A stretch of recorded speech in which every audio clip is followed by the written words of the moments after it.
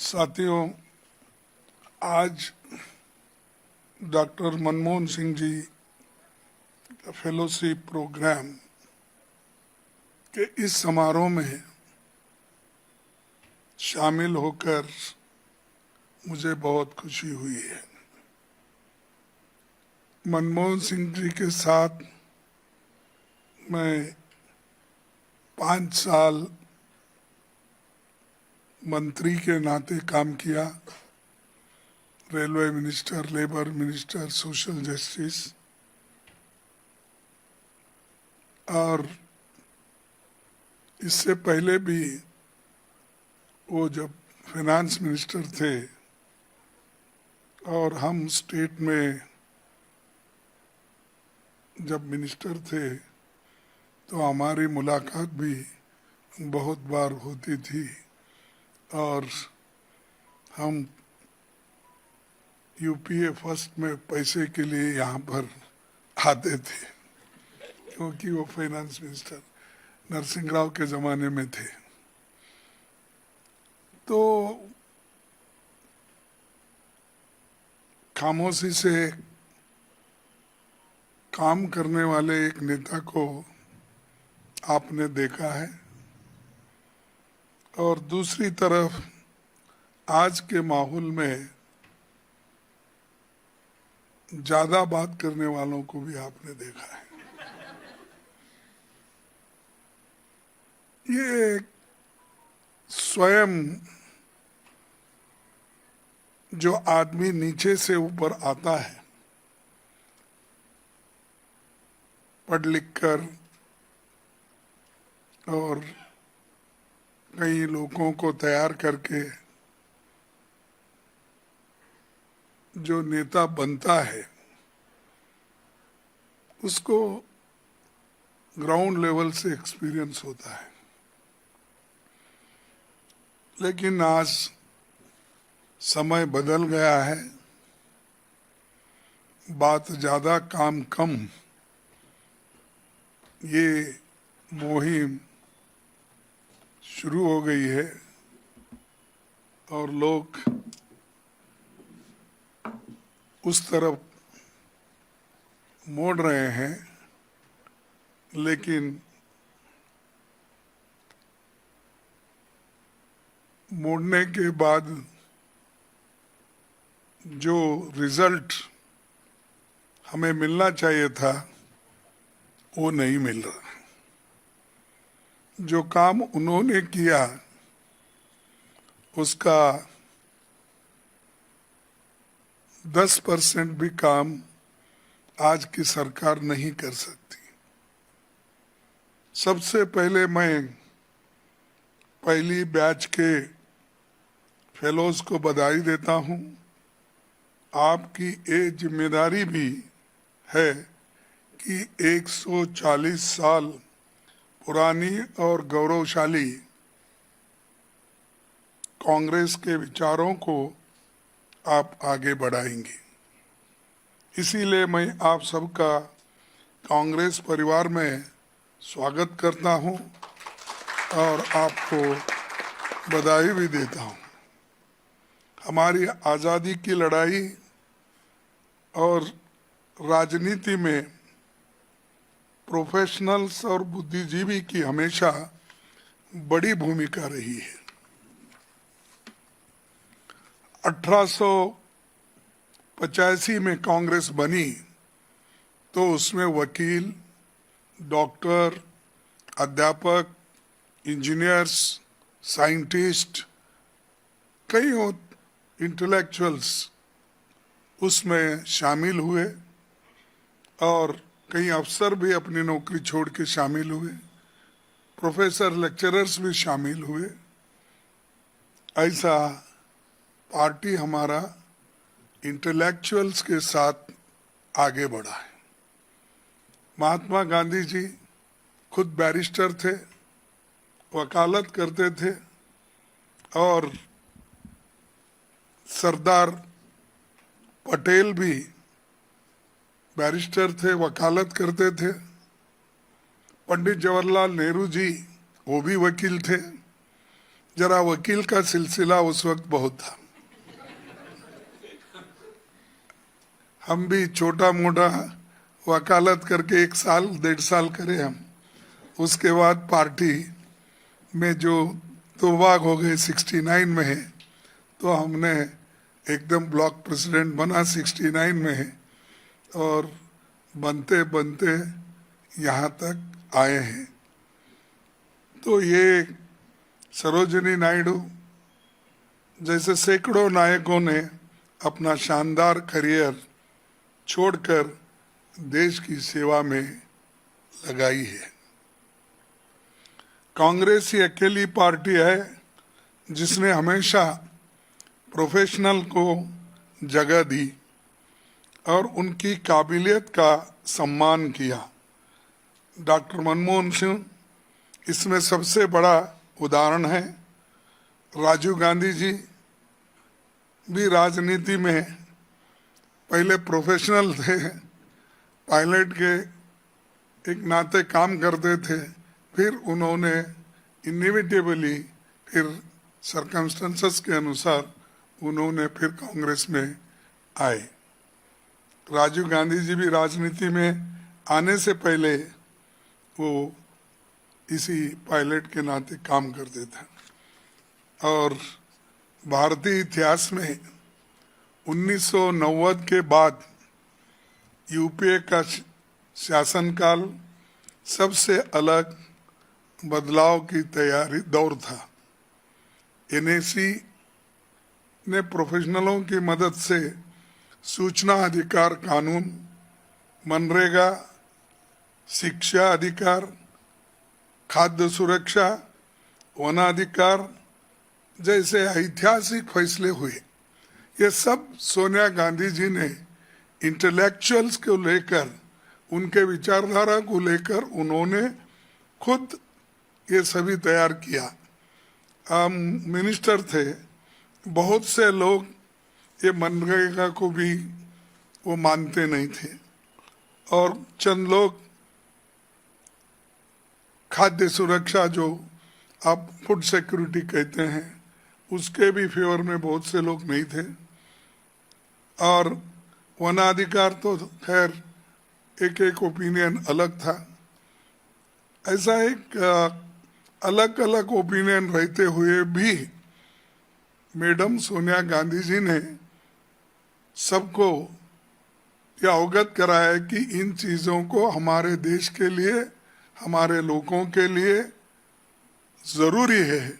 अगर देश आगे बढ़ना है, ऐसे वेलफेयर स्कीम्स की ज़रूरत है।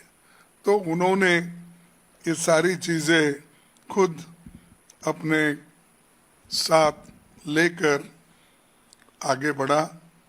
और आज कोई किसी को पूछो, वो लोग यही बोलते हैं कि हमको राइट टू वर्क मिला, राइट टू फूड मिला, राइट टू एजुकेशन मिला। ये सब अधिकार जो था कि ये सब डायरेक्टिव प्रिंसिपल्स में थे, इसको कोई कानूनी पैकिंग नहीं था। लेकिन मैडम गांधी जी ने इसको कानूनी एक रूप देके हक के दौर पर हक के साथ इसको देने का काम किया। डॉक्टर मनमोहन सिंह ने 2008 की वैश्विक मंदी की परछाई भारत पर नहीं पड़ने दी। भारत की औसत 8% जीडीपी वृद्धि रही, और ये कंटिन्यूअसली उस वक्त जिस वक्त दुनिया में मंदी चल रही थी, उस वक्त मनमोहन सिंह जी ने 8% ग्रोथ जीडीपी का कंटिन्यूअसली रखा। क्यों? कि उनके पास कुशलता थी और इकोनॉमिक एक्सपर्ट्स थे, और खुद वो जानकारी रखते थे और जानते थे। तो इसीलिए उनको किसी की एडवाइस की ज़रूरत नहीं थी। लेकिन आज के सरकार में रहने वाले प्रधानमंत्री को एडवाइजर्स बहुत है, लेकिन वो सही एडवाइस नहीं देते। इसीलिए तो आज हमारा देश बर्बादी की ओर बढ़ रहा है। ना फॉरेन पॉलिसी में हम ठीक है, ना इन्फ्लेशन को रोक रहे हैं, ना अनएम्प्लॉयमेंट को हम रोक रहे हैं, बढ़ावा एम्प्लॉयमेंट को नहीं दे रहे, बहुत से पब्लिक सेक्टर्स खत्म कर रहे हैं, और एजुकेशन में हम ऐसा एजुकेशन आज दे रहे हैं जिसमें बहुत से लोगों को ऑब्जेक्शन है, और बहुत से लोग आज के सिलेबस से भी खुश नहीं है। और वो सिलेबस एक मैं खुल के कह सकता हूँ, ये आरएसएस की सिलेबस है, उसको वो बढ़ा रहे हैं। अगर इसको ख़त्म करना चाहते हैं आप, और सामान्य लोगों को हम पटरी पे लाना चाहते हैं, तो हम लोगों को काम करना चाहिए, इस पे पूरा डिवोशन रहना चाहिए। और मैं बताना चाहूँगा कि उसी दौरान आधार कार्ड पर काम चालू हुआ।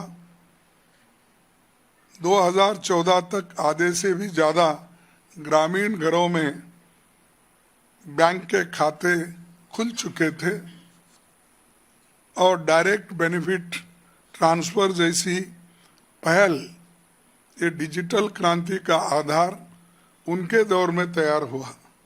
और उसका एग्जाम्पल यही है, देखिए, जो ये डाटा बेस्ड जो इंफॉर्मेशन लेना करना, उसके आधार पर प्रोग्राम्स करना, ये सारी चीज़ें मनमोहन सिंह जी के ज़माने में हुई, और आज वो कर सके कि उस वक्त, आज तो एमएसपी के बारे में, किसानों के बारे में बहुत बात करते हैं, लेकिन मनमोहन सिंह जी ने उस वक्त 70,000 करोड़ रुपए ऋण माफ़ी की। कोई पूछा नहीं था हमको ऋण माफ़ी करो, लेकिन उन्होंने किया। लेकिन आज हम इतना शोर मचाते हैं, 700 लोग मारे गए किसान, फिर भी कोई सरकार सुनने के लिए तैयार नहीं है। तो ये फर्क है कांग्रेस की हुकूमत में और आज के हुकूमत में। तो हम यहाँ सिर्फ अपोजिशन यानी इस प्रेजेंट सरकार को कुछ यानी उनके विरोध में बोलने के लिए मैं नहीं आया, जस्ट आपको कंपैरेटिव एक उदाहरण दे रहा हूँ। ये आंखों के सामने हमारे है, लेकिन इसके बावजूद वो लोग समझ रहे नहीं कौन सी चीज़ अच्छी है, कौन सी बुरी है, कौन सी आवश्यकता है, किस चीज़ को हम छोड़ना चाहिए, और समाज के इतने लोग आज और भी इतने पिछड़े हैं, इसका उदाहरण हमारे सामने है। और खास करके जो मनमोहन सिंह जी ने रेवोल्यूशन लाया, और उनको भी क्रेडिट जाता है, और नरसिंह राव भी उस वक्त लिबरल जो एटीट्यूड उन्होंने लिया उन्होंने भी किया। और कांग्रेस पार्टी हमेशा प्रोग्रेसिव विचारधारा के ऊपर चली है, और हमेशा वो मध्यम मार्ग का उन्होंने स्वीकार किया है। जैसा कि पंडित जवाहरलाल नेहरू जी ने तो हर दरवाजे खुले रखे थे, उन्होंने पब्लिक सेक्टर का दरवाज़ा खुला रखा था, जॉइंट सेक्टर का दरवाज़ा खुला रखा था, कोऑपरेटिव सेक्टर का दरवाज़ा खुला रखा था, और 4 दरवाजे खुले थे, जॉइंट सेक्टर, कोऑपरेटिव सेक्टर। हर सेक्टर से उन्होंने देश को बनाया। लेकिन आज हम पूरे पब्लिक सेक्टर खो रहे हैं, और बड़े बड़े कारखाने बंद होकर आज हमारे नौजवानों को एम्प्लॉयमेंट नहीं मिल रहा है। इसीलिए आप लोगों की आवश्यकता इसलिए है कि एक तो एम्प्लॉयमेंट देने के लिए हम क्या कर सकते हैं, कैसा कर सकते हैं, कितना कर सकते हैं, कहाँ तक जा सकते हैं, ये जरूरी है। इसके लिए आपको सोचना होगा। और आज 50 फेलोज, जो 1300 से ज़्यादा एप्लीकेशंस आए थे, उनमें से 50 फेलोज को हमने चुना है। और ये लोग, इसका मतलब दूसरे बेकार थे ऐसा नहीं है, कि जितना हमारे पास जगह थी उतना हमने अंदर लिया और बाकी के लोगों को थोड़ा वेट करना पड़ता है। ये दरवाज़ा 1 साल के बाद जब खुलेगा तो दूसरे लोग भी इसमें आएंगे।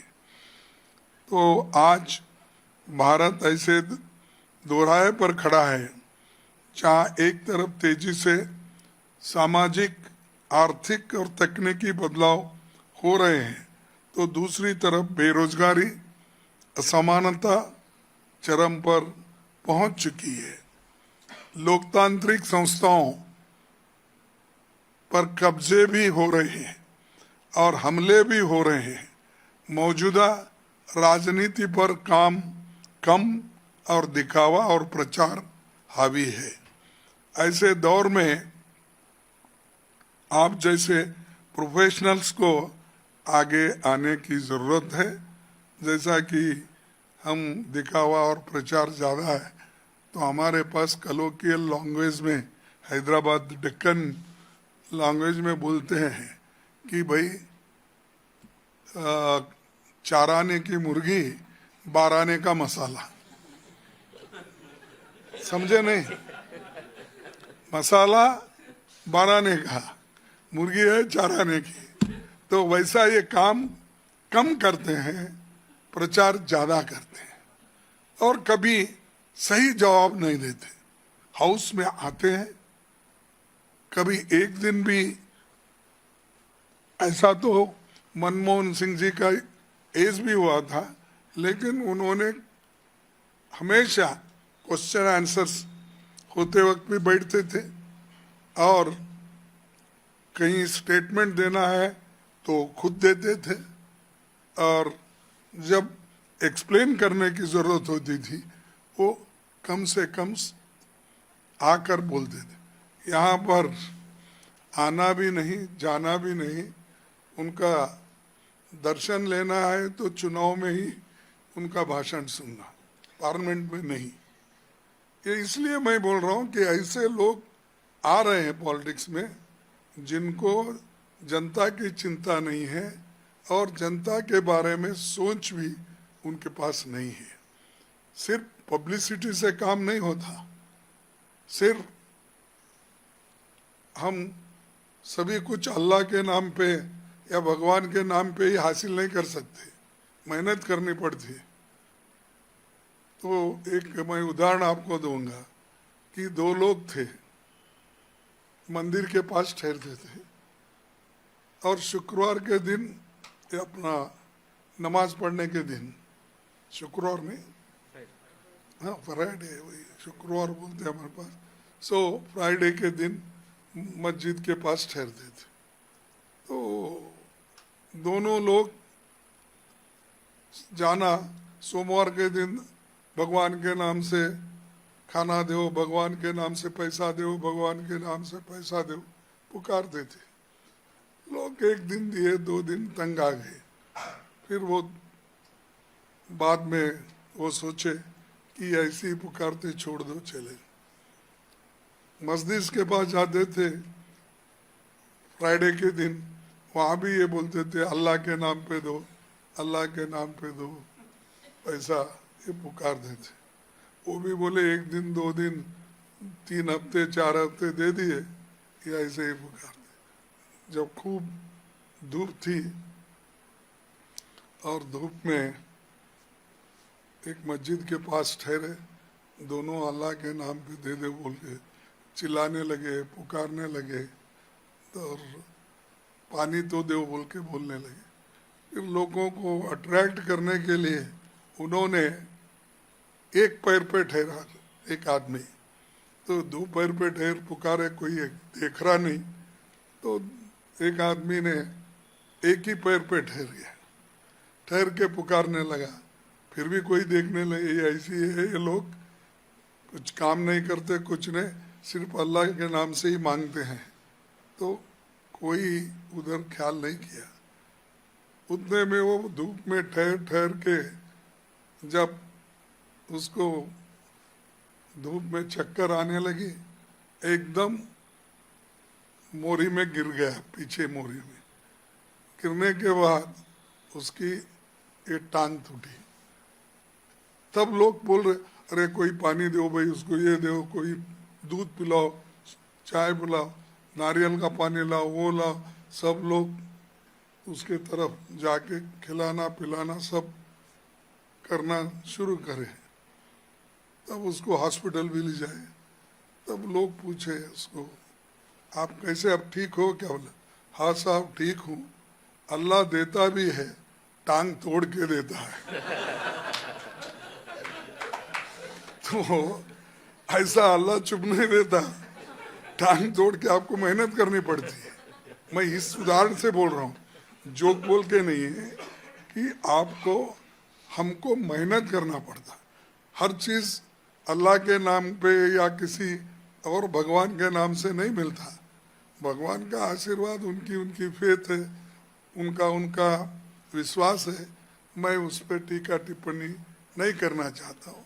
कि हम ये चाहते हैं कि अगर मेहनत करे तो ही कुछ मिलने वाला है। वैसा ही हमारे को हमारे पार्टी में मेहनत करना है, और बैठे जगह कोई चीज़ हम हासिल नहीं कर सकते। इसका एक ही उदाहरण है कि राहुल गांधी जी आज जो यात्रा कर रहे हैं, उसका बहुत बड़ा इम्पैक्ट बिहार में हो रहा है, और उसका परिणाम सारे हिंदुस्तान में हो रहा है। तो ये मेहनत है, इसका परिणाम है। तो इसीलिए हमको ऐसा कड़ा मेहनत करना पड़ा होगा, और उसी से ही हम कुछ आगे कुछ पा सकते हैं। आप में से हर किसी के पास विशेष कौशल है, टेक्नोलॉजी है, रिसर्च है, कम्युनिकेशन है, मार्केटिंग है, फिनांस है, और मेडिसिन है। विदेश नीति में भी अगर आप एक्सपर्ट है, हमारे लोगों को बता सकते हैं, क्योंकि आजकल विदेश नीति बहुत इम्पोर्टेंट हो गया है, और उससे कई बार हम बर्बाद हो सकते हैं, कई बार दोस्ती से अच्छा भी हो सकता है। आपको तो मालूम है, मैं बोलने की ज़रूरत नहीं, सभी एजुकेटेड है और हाईली क्वालिफाइड है। तो हमारे जैसा आप तो म्यूनसिपाल्टी स्कूल में नहीं पढ़े, आप तो सब ज़्यादा से ज़्यादा सभी कॉन्वेंट स्कूल के इंग्लिश मीडियम के रहने से हमसे भी ज़्यादा आपको मालूम है। लेकिन एक बात ज़रूर है कि ये आपको अपना स्किल दूसरों को भी देना चाहिए, और जब तक आप दूसरों को जागृत नहीं करेंगे तो कोई भी देश आगे नहीं बढ़ेगा। एक आदमी अगर बढ़ गया, इसका मतलब ये नहीं सारा हिंदुस्तान अच्छा हो गया। तो जैसा कि बहुत से लोग आजकल क्रिकेट खेलने नहीं आता उनको, लेकिन चेयरमैन बनते हैं।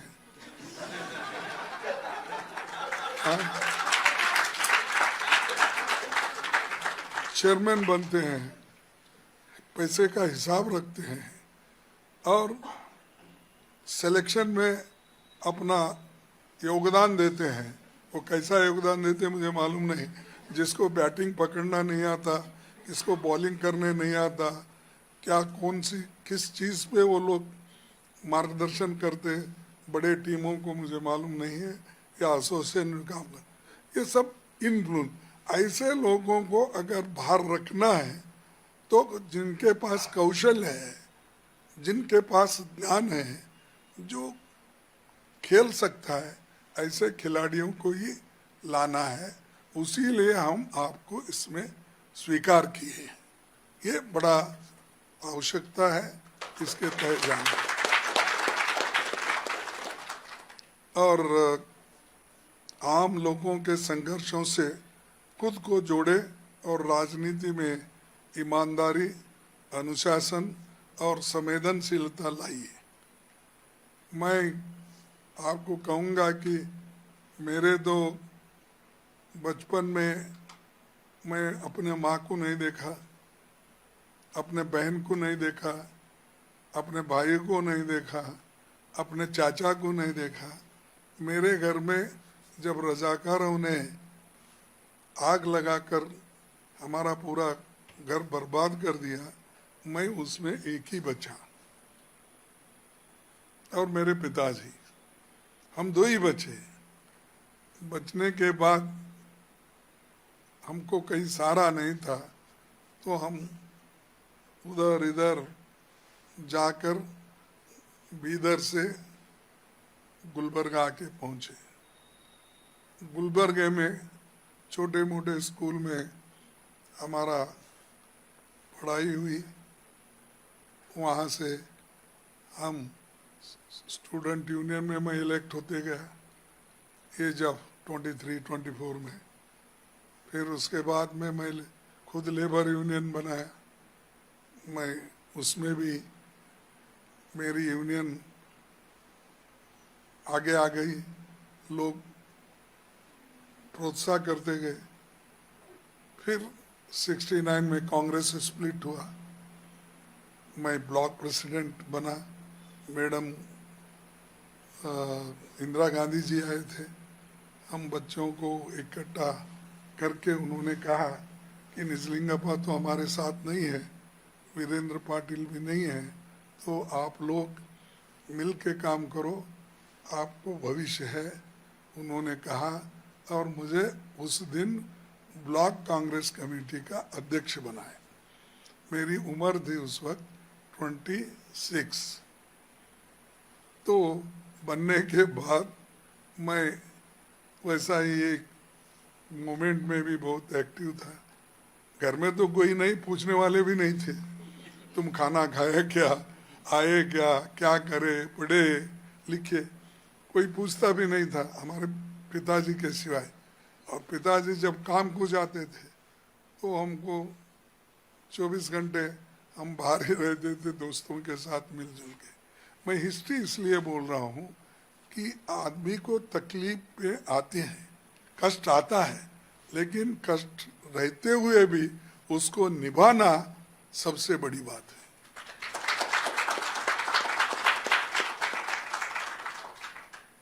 इसीलिए ये जो ईमानदारी, अनुशासन और संवेदनशील हमारे पास होना चाहिए।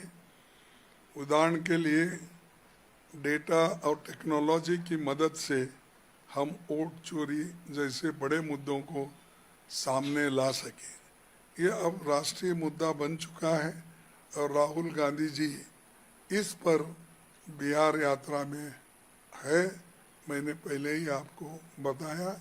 और ये जो डाटा का पूरा काम देख रहे हैं और ये लोगों के वजह से, इनकी टीम के वजह से और ये नेतृत्व जो कर रहे हैं इनके वजह से आज ये जो बहुत बड़ा खुलासा देश में हो रहा है, चाहे वो महाराष्ट्र हो, चाहे कर्नाटक हो, चाहे बिहार हो, आगे आने वाले, लेकिन हमारी खुदकिस्मती है कि जो बातें राहुल गांधी जी ने और ये डाटा एक्सपर्ट्स ने हमारे पार्टी में काम किया, उसके वजह से और जो संघर्ष करने की वजह से सुप्रीम कोर्ट भी आज हमारे फेवर में आदेश दिया है।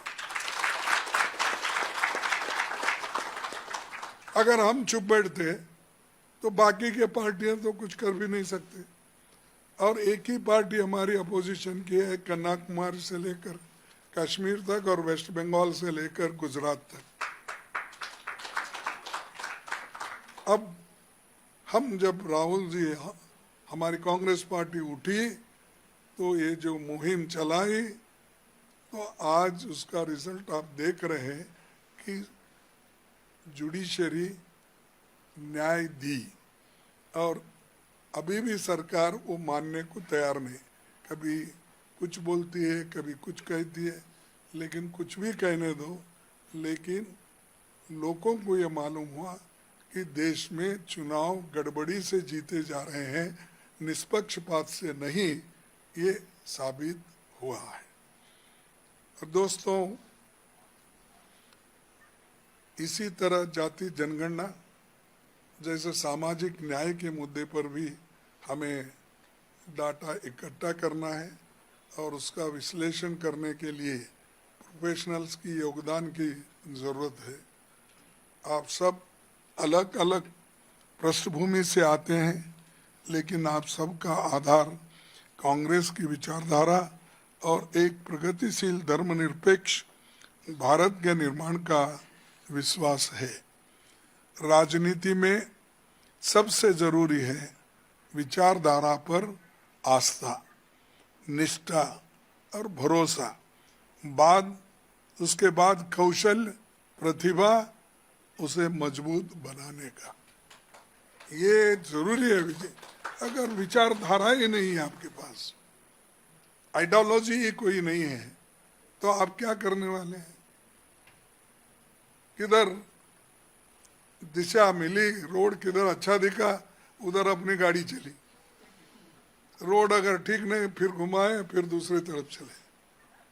तो ये होता है। इसीलिए आइडियोलॉजी को हम इम्पोर्टेंस इसलिए देते हैं कि इस हमारी कांग्रेस की विचारधारा, आइडियोलॉजी अगर हम उसको अस्तित्व में लाए, अनुष्ठान में लाए, तो निश्चित रूप से हमारा जो गोल है उसको हम रीच कर सकते। तो इसीलिए इसकी ज़रूरत है और आप लोगों को अलग अलग प्रोजेक्ट और अलग अलग विभाग के